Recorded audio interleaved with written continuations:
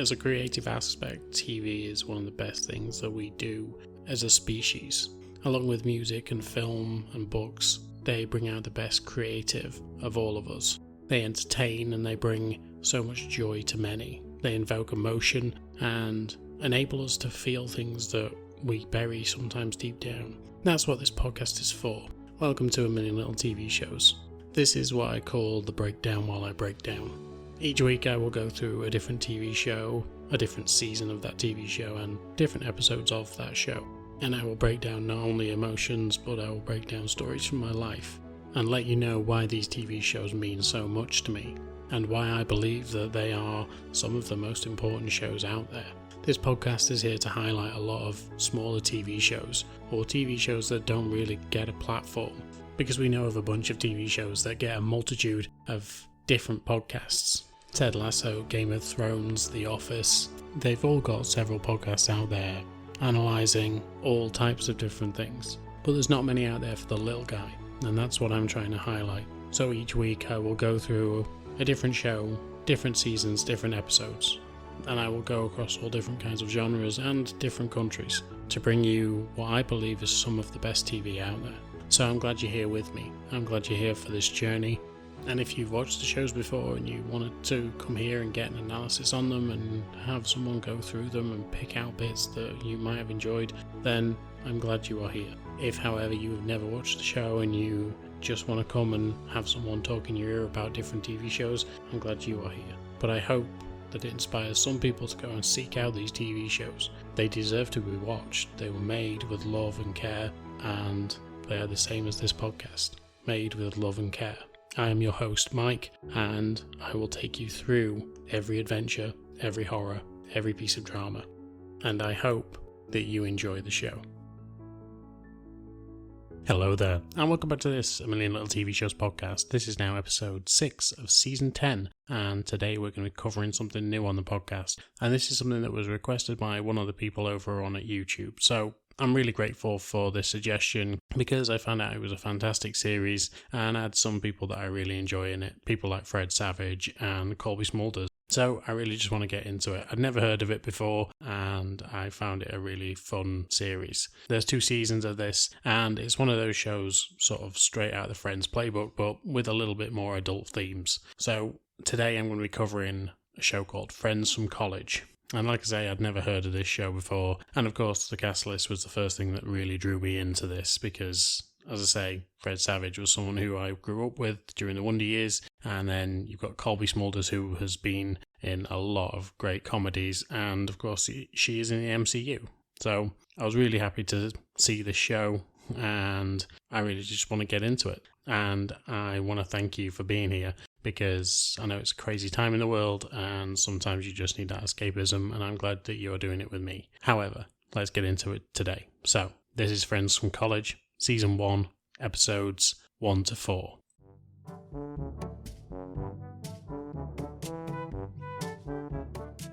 Episode 1, Welcome to New York. So this episode starts with Ethan, played by Keegan-Michael Key, and Sam, played by Anna Parisi. And like I said, it's a very adult version of Friends. They are literally getting it on in the first episode of the first scene. But Ethan, or maybe Keegan-Michael Key, is coming out with some hilarious lines. So they're trying to do it stood up, which, trust me, as you get older and a lot less fitter, is difficult. But they are trying it and it is not going to plan. She keeps telling him to put her down, but he just won't listen, and then eventually they drop to the bed and he ends up kneeing her in the vagina. So it's always a good start to sex. However, it does display the awkwardness of sex, which is a good thing to see on screen, because sometimes, obviously, it can be a little too clean and a little too like, oh, well, yeah, we just fell into it. Whereas this is awkward and a little bit weird, and then when she asks him if he's got a condom, and he says, well, let me just go get some, and comes back, and it turns out that he doesn't have any, so he tries to use the old, well,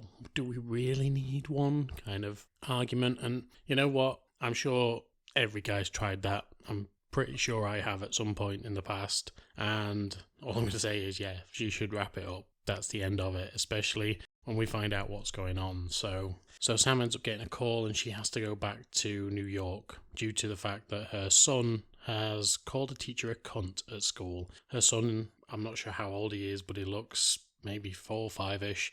So, not exactly the best idea or the best word to be using. It also turns out that Ethan and his wife Lisa, yes, not Sam, are going to be moving back to New York where Sam lives. And so this is where we realise that they were all friends from college previously, hence the title, and they're going to be getting the gang back together, so to speak. And so when they get back to New York, they are given a huge greeting from every one of their friends other than Sam. Sam doesn't happen to be there at this particular time, but their other friends, Nick Amos, played by Nat Faxon, Max Adler, played by Fred Savage, and Miriam, played by Jae Shu Park, are all there. Also there is Billy Eichner's character, Felix Fosenheim, who is Max's fiancé. And it seems like once they're back together, they're all just like children again, especially the boys. They're all grabbing at each other and fooling around and whacking each other's bits, and yeah, it's just a typical kind of lads playing around, and it's silly and stupid, but also for them would be entertaining. For me, it's not my kind of thing, although there are occasions when, me and the person that I work with will just divert into basically slanging at each other and having a go at each other and calling each other all sorts of names. So I get it. I understand why they do the things that they do, but the way that they do them isn't for me. But it's still kind of funny to watch, especially when you're Billy Eichner, because I'm more sort of the Felix of the group. I'd rather stand back and go, what the fuck are you doing, than join in. And so it would seem that Lisa and Ethan are going to be moving back in to New York and living with Marianne for a while they find a place to actually live. It would seem that Ethan is a writer who is well respected within his field, but isn't exactly flush when it comes to money. And his agent, who is Max, one of his best friends, is trying to convince him to actually write a YA novel, a young adult novel, so that he can actually start making some money and maybe get a franchise out of it, maybe get a big movie deal out of it. But Ethan wants to be a serious writer and just cannot understand why anyone would want him to be doing the YA novels. He doesn't understand them, but he understands money, and that's what's going to help him in the long run. He can do his magnum opus after he does the YA novels, and by that point, hopefully, he'll be flush with money so that he can actually go after this. But he kind of hates himself if he's going to be going down that route, especially when he's told that his latest book just probably won't sell, so they're not even going to bother promoting it or even trying to get it out there. They're not going to publish it. There is some obvious tensions between Lisa and Sam when they meet up, because obviously Sam didn't turn up to their meet and greet when they turned back up at the house, and it seems like the tension between them isn't because of the affair, because it doesn't seem like Lisa knows anything about their past, but it just seems that Sam has always looked down on Lisa. She calls her Froshy because when they went to college, Lisa was a freshman when she joined the group, whereas they were all seniors at the time, and Lisa always feels like Sam has this against her. But Sam is very successful in what she does, and she is also married fairly well. She is married to John, played by Greg German, who is extremely wealthy. And when they end up going out to visit them for the night, it would seem that John is a little bit trying too hard. In the way that he is just he still is grabbing onto his youth by the looks of things, even though he is much older than the core group. He still is trying to hold on to this youthful exuberance that he's got. And when he's actually talking throughout the episode, it seems like he is trying to use youthful lingo, even though it will end up going over the heads of these 40-year-olds who are actually is the core group. So it's a very interesting dynamic, and it seems that there are both issues between John and Sam. We also learn during the episode that Lisa and Ethan are trying to get pregnant, and this is obviously going to cause massive tension if she does end up pregnant and then the affair comes out, because it seems like Sam and Ethan just cannot keep out of each other's way, even though they state when Ethan says he's coming back to New York that they should stop this affair. As soon as they are at Sam's house, they start up again. They can't keep their hands off each other. And of course, with him suggesting that maybe they don't do it with a condom when he's with Sam, it just shows how reckless Ethan is being. He's got a wife who he wants to get pregnant and is probably having regular sex with by the sounds of things, and yet he is going off with Sam, having regular sex with her as well, and has even tried the line, we don't need a condom. So it's going to be a tense season for sure. And I mean, it's over 2 seasons, so it's going to be a tense 2 seasons at least. Episode 2, Connecticut House. And so we start the episode with Ethan and Lisa having sex on their new camp bed that they are literally living in Marianne's house now. So they're trying to be quiet, but they're also trying to enjoy themselves. And, you know, as many people know, when that is happening, you tend not to be cautious. You just kind of go for it, which is always an awkward situation when you actually have to eyeball people afterwards. But hey-ho, we all enjoy sex, or the majority of us do. But of course, when Lisa tries to remind Ethan that they should maybe be quiet, or the opposite way around, because Marianne's in the house, they end up mocking Marianne because they say, well, she's only a yoga instructor. It doesn't matter what time she gets up. She doesn't need to be anywhere. And it's a little bit mean, in all fairness, the way that they are with her, even though she's been good enough to let them in their house. But Marianne obviously hears them and storms out. However, when Ethan tells her that he's going to make coffee, she comes back with a classic reply of, "Ooh, yeah, baby, I'd love some of that. Give it to me." Which is exactly the words that Lisa was using during sex. So it's a nice way to get back at them. Both Marianne and Lisa leave the house, and Ethan is on his own. But as soon as he is, he gets a call from Sam, and they have to talk about what happened the previous evening. Because while they were all over at Sam's house, and Sam was showing off this house with Lisa and the rest of the gang downstairs, and Sam's husband in the next room, and her kids in their own beds, Ethan and Sam end up kissing, which obviously is a bad look. Because after all, they said in the first episode that they were going to stop doing this after they were having sex outside of New York. But now they're all back in New York together as a group. They weren't meant to be doing this anymore, and it turns out this is going to be a regular thing. And so they keep trying to call each other, but obviously it's on the phone, and the way that Ethan plays this off is brilliant. He has his phone hooked up to all his devices, and of course all his devices keep going off. Every time Sam calls, it's coming on his laptop, it's coming on his iPad, it's coming on his phone, and he just doesn't know what to do. He's overwhelmed by the whole thing. Eventually he ends up answering his iPad, but it's just such a mess, the whole situation, because of the connectivity of the world right now. But it's a really funny way to watch people try just to cover this up. I mean, he's massively trying to cover this up. And of course, he's on his own, so it doesn't really matter, but it doesn't matter at that particular point. But it's just such a funny concept. And of course, Keegan-Michael Key being from, I think it's Saturday Night Live, but I may be wrong. Someone will correct me. Being from that background with the sort of improv comedy and all that kind of stuff, it's the way that he pulls it off is brilliant. I'd love to see the outtakes of that particular scene, because I imagine he was very funny within it. But they end up meeting in secret and end up going to this fucking weird Dr. Jekyll, Mr. Hyde bar, because they think that they can be indiscreet. However, straight away, someone walks in and recognises Ethan, and he and Sam decide they need to go somewhere a bit more private. The only place that they can think is private is Sam's house, because her partner John isn't there. And when they get there, it turns out that John has changed the alarm codes. He does it every now and again, and it seems that he has done it today without informing Sam of the new code. So the countdown starts going off. Ethan panics and ends up throwing a chair through the window. However, of course, he's on the inside of the building, and Sam's like, "Why the hell did you do that? All the glass is now on the outside. It looks like someone has thrown it from inside, so what the fuck do you think you were doing?" They end up running for it and manage to get out of there. However, Ethan can't help himself. He has to take a call when it comes through. And so when one comes through from Lisa, he has to take it. And then he has to make up excuses for the beeping in the background, because he tells her that he's in the vets, which he is meant to be. He's taken Miriam's rabbit and is meant to be going to the vet to make sure it's okay. However, when Sam ends up braking sharply, the rabbit flies forward and hits its head on the windscreen. They think it's dead and end up burying it in Sam's yard. But now, of course, they have the dilemma of they have to try and figure something out, what to tell Marianne. But they do the usual comedy route. Instead of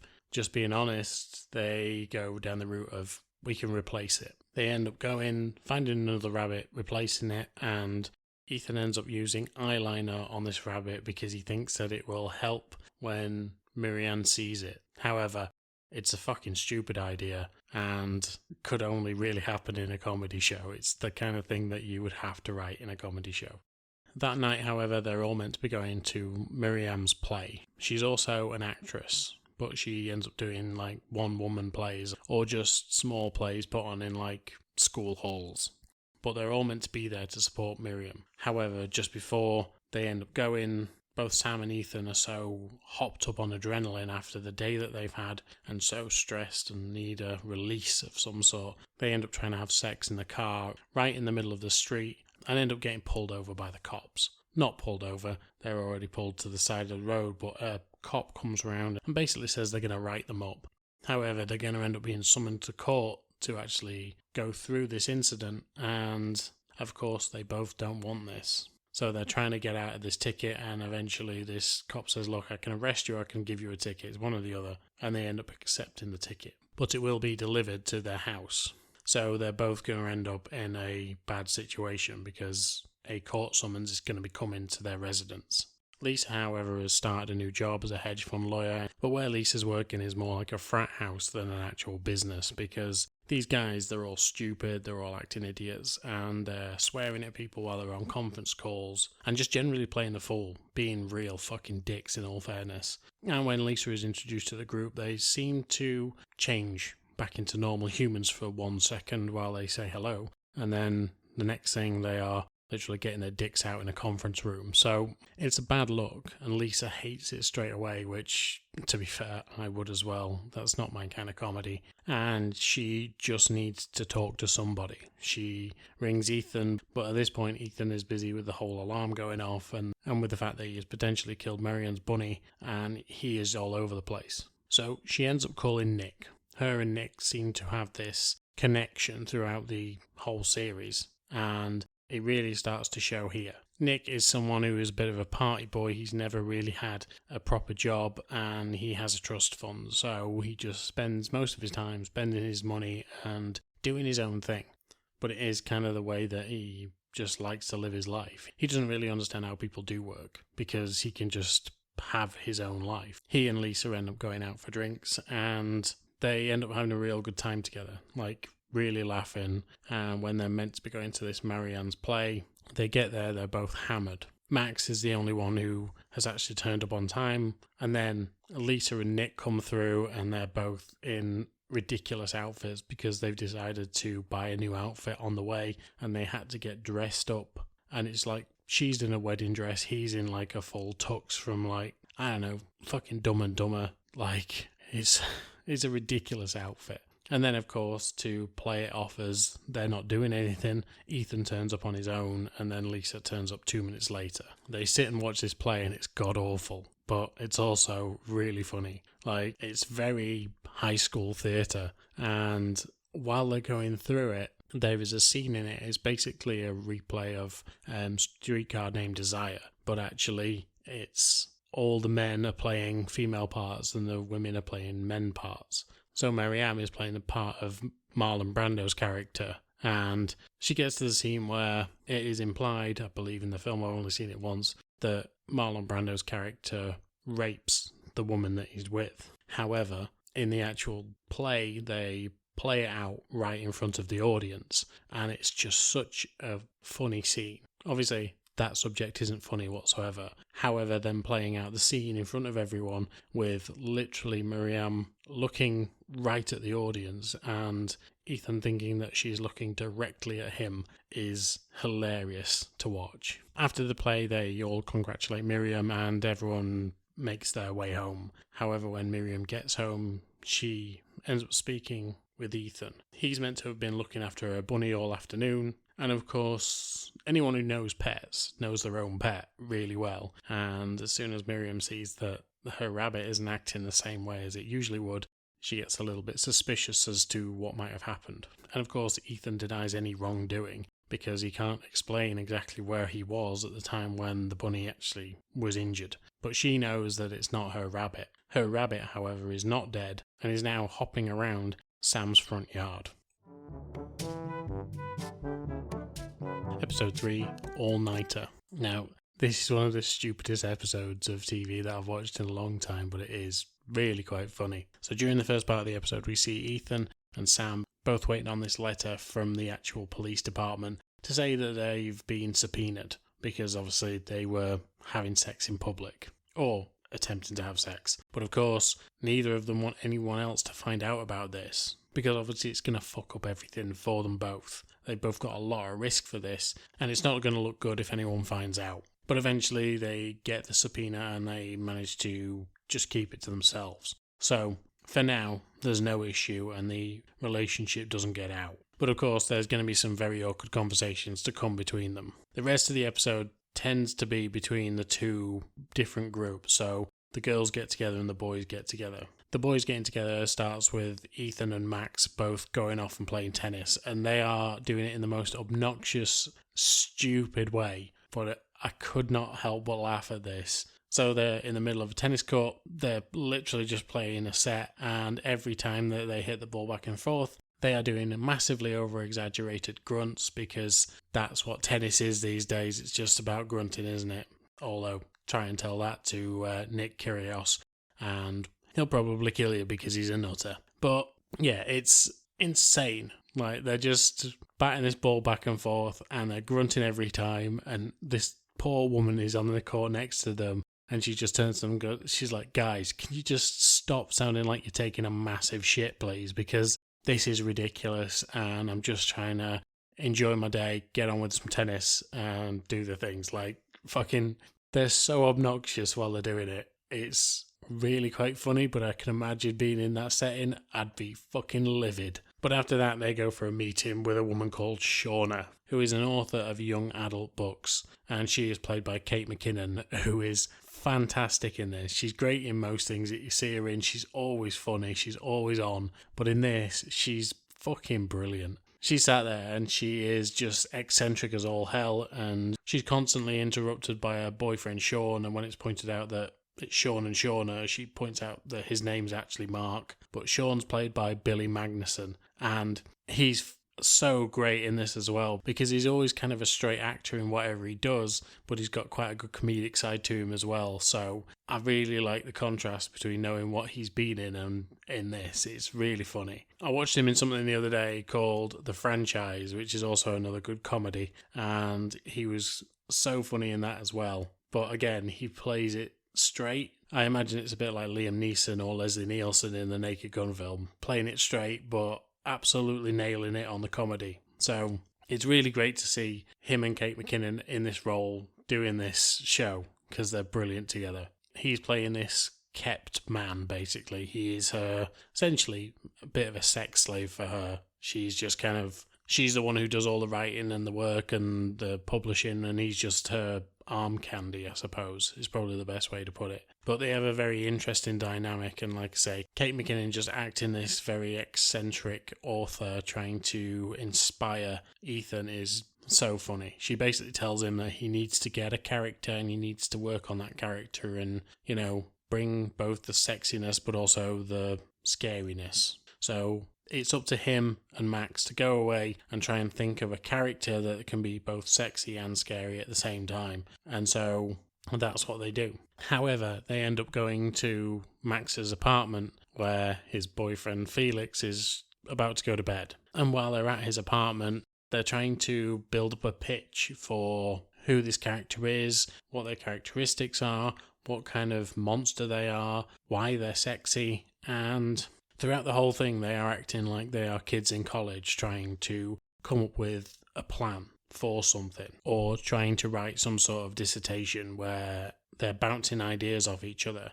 At one point, they start throwing a ball back and forth. The next, they're kind of dancing around, they're making up songs, they're really just being totally obnoxious, and Felix is trying to sleep at this point. It's very frustrating for him to have to hear his boyfriend and his boyfriend's college friend just making so much noise when he's got to be up early in the morning. And so every now and again he keeps coming out and telling them to keep it down. But as the night wears on, they realise that they need an expert in sort of young adult knowledge. So they end up calling Nick. They bring Nick over to their apartment, but also Nick has a proclivity for being with younger women. He brings over a girl who's probably in college at this point, and he sits her down and they go through this young adult novel and what they want to do and are trying to pitch a character. But as the night wears on, Nick's also someone who would be able to get access to drugs, and he's brought some drugs with him, but at first he just tells them it's Adderall. As the night wears on, it turns out that it's not only Adderall that he's also got cocaine and God knows what else. So they end up bouncing off the fucking walls throughout this whole pitch meeting that they're doing, until the point when Felix kicks them out because he's just had enough. They then end up walking the streets and trying to bring an idea together, but they're so out of their fucking faces that it's just not working. Eventually, at some point, Ethan howls at the moon and they realise that maybe they could actually build a story around a werewolf. And that is the thing that they go and pitch the next day. And during this dinner, or this breakfast, I think it is actually, in this fancy restaurant, they're actually sat talking to Kate McKinnon. She ends up getting distracted by the meat on the table and does this perfect bit where she's trying to eat the meat, but she's actually got so invested in it that she is hunched over and like tearing at it. It's like she's never used a knife and fork before. She looks like a fucking nutcase, and it's brilliantly done by her. I find it so funny when I watch it that it's something that you just can't expect. You've just got to watch it, because if you saw it in a restaurant, you'd be like, fucking keep away from that person. But when you're watching it on screen, she looks so fucking daft doing it that it's worth watching that episode just for that bit. And then you've got Nick, who is like, he's so high on his own supply, basically, that he's sat with the boys, and at one point he falls asleep, and when he jerks himself awake again, he goes, oh God, I'm still here. He's only been out for like a second, but fucking, it's brilliant. The way that he pulls it off is so funny. But eventually he manages to give this pitch, and Ethan pulls it off really well. And Shauna thinks that it's an impeccable idea and that he should run with it. She gives him her back in, and he and Max can go off and start developing this new story. As for the girls, they get together and they go out on a night out. When they get to this really posh bar, they realise that they're surrounded by basically just old men. Marianne tells them that, look, we don't have to buy a drink all night in here. We're young women and we know how to flirt, or at least one of us does. And so she heads off and she starts rounding up old men to basically entertain all night, to end up buying them a drink. However, while they are buying them these drinks, they're making up backstories, and Lisa ends up telling them that she is a model and a singer, and she also does a Russian accent, or I believe it's a Russian accent. It's very Eastern European anyway. And while she's doing this accent, everyone's like, what the fuck are you doing? Like, you could have just been American, because the other two are acting American. Eventually, they wangle to get some money out of these old men, and basically these old guys pay for their night. At the end of the night, it seems that Marianne ends up going off with one of the old guys, and then when they leave, it's just Lisa and Sam. They have a little bit of a heart-to-heart, and Lisa tells her basically that this is going to be the last night out that she's going to have in a while, because tomorrow they are actually starting IVF. Her and Ethan are going to be trying for a baby properly and full-time, and it's going to be a real slog because IVF isn't always the easiest thing to do. I've never done it myself, but I've heard and I've seen a lot of documentaries and TV shows that talk about it, and it's not the easiest thing, and it can be quite impactful for both a woman and a man, but mainly a woman. Let's face it, it's always going to be a woman, unfortunately, because we get it pretty easy as men. Sorry to say. However, this of course affects Sam. Sam knows that if Lisa and Ethan are having sex to try and have a baby, then she's not going to be getting any sex. And of course, if they end up linked by this baby, then maybe she's not going to end up with Ethan. But it's never seemed on the cards for them to end up together, but there is an unspoken love between the two of them, so it's a very awkward situation for both of them. But to say that this has been going on since their college days, so nearly 20 years, you'd have thought that they've got their act together by now. But of course, Lisa met Ethan in college, so they've been together for a long time as well. Sam realises that maybe she isn't cut out to be in that group anymore. She heads home and she ends up seeing what she's actually got at home. She's got a husband who loves her and cares for her, and okay, he's a little bit childish at times. He was the previous night when he had all the people over, but actually he's a good dad, and he's a good husband, and he deserves better than what he's been getting. And so maybe she needs to start focusing on that instead of focusing on what her and Ethan can't actually have. And that seems to be the focus that she's going to take going into the next episode. Of course, she started that at the beginning of this season as well, so we're unsure as to what her actual mindset's going to be.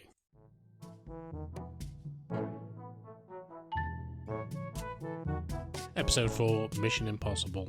So since Sam knows that it's probably going to be curtains for her and Ethan, she decides to have him one last time. However, as the episode starts, we actually see them in some sort of montage of them getting together for that one last time. And she's telling this all to her therapist. So it seems like she has just had this thing for him for the last 20 years, since they were in college together, since they were 19. And she just can't seem to quit him, but now she has to. She has to do it for her own family and for his future family. But while she's telling her therapist this, she actually makes a comment about how potentially wide Lisa's vagina is going to get after pregnancy. It's at this point that the camera pans out and we see that the doctor is actually pregnant as well. So just the perfect timing for that, and I genuinely laughed out loud. Like, I'm sat with my headphones on and literally throwing my head back laughing. I had to stop the video because I was so enthused about that. It was really funny and totally out of the blue. And let's not forget, I've watched this before and I still missed it when it was coming. So then the therapist basically says this is the first time you've actually come to therapy, so why have you started coming now? Is it because of the guilt of what's been going on and you feel like you're losing this person? And it seems like the therapist is actually a little bit like okay with her having an affair and having this affair for the last 20 odd years. And I know they're not supposed to make moral judgments unless it's in certain cases, but like that's a little bit weird for her to just dismiss it. But maybe that's my own idea of therapy. I suppose their whole thing is they're not meant to judge. But the main focus of the episode is actually on Ethan and Lisa. It's the big day. They've had all their tests and they are going for IVF and they need to start making a plan. So we end up seeing the process that they go through throughout the episode with the multiple injections and the multiple prodding and poking of Lisa while she's going through this, obviously from doctors, not just from random people. But yeah, it's a real horrible time for her. I mean, obviously at the end of it there's going to be something good for her coming out of this, hopefully, but yeah, it's a real rough time for her as she's going through this treatment. But as she does, she ends up getting these horrendous looking bruises on her stomach from all the injections and the constant pinching and prodding and all that from Ethan. So it looks really bad for her. But at the end, she's obviously going to be getting the child that she's wanted for so long. However, when they end up going to see Felix and ask him, look, how long is this going to take to clear up? Because she can't even lay on her stomach. She's in constant pain and, it's not looking good. He tells her, oh, look, it's going to be between 12 and 36 weeks. Don't worry about it. It'll be fine. And then he complains about his own paper cut. And honestly, the scene cracked me up. I was, again, pissing myself laughing. There's another scene in this where Lisa sits down with Marianne and Marianne gives her this herbal tea and basically says, this is a fertility tea from my homeland and you should try it. And when she tries it, she goes, this is gross. But Marianne tells her, look, you've got to drink it all. So she does. And then when Lisa asks, how often does this work? Hoping she'd say 99% of the time it'll work. She goes, I've never known anyone it's worked for. But yeah, it's just the look of disgust on her face because of this tea is just god awful. And then the outcome of, well, it's probably not going to work for you at all, but hey, at least you've drank it. Really funny, really great bits in this show so far. But that's it. After the montage of constant issues and needles and all sorts of stuff, they get to the point where they are ready for the big day. However, it wouldn't be a comedy show without the comedy. And of course, that comes in the pratfalls that happen within this show. And Keegan-Michael Key is pretty perfect at doing these. He's had a lot of opportunities to do them over the years in this several different projects that he's done. And this is just another one of those opportunities. He ends up dropping the vial that actually contains the thing that he needs. And then they have to run around town trying to get hold of Max, trying to get hold of Felix, trying to get hold of a overnight pharmacist to try just to get this solution that they need. Eventually they end up pissing off Felix so much that he agrees to take them to the hospital and take them into the pharmacy and do this all himself. However, it turns out that they don't have the key. Felix heads off and goes to find the man who would have the key, but by this point they are panicking. Lisa is panicking, and equally so is Ethan. And he ends up going back to his old ways. I say old ways from 2 episodes ago. He ends up throwing a chair through the actual window, breaks in, takes the solution, and manages to actually inject his wife. And so that's it. We know that they are trying for a baby. We know that they are in the very first stage of in vitro. The next thing that they need to do is get the sperm. And of course, that is where Ethan's job is. He ends up going into the little weird rooms. I say that like I've been in one. And they obviously have to whack it out. He does, but as he is looking at a picture of his wife, instead he is thinking about Sam. And that's the one thing that makes him come. And so it's a very confusing situation for him to have, because that's the last thing you want, really. To be with the woman that you love and want to have a child with, but also thinking about the other woman that has been in your life for the last 20 years. And all it's going to do is confuse and complicate matters.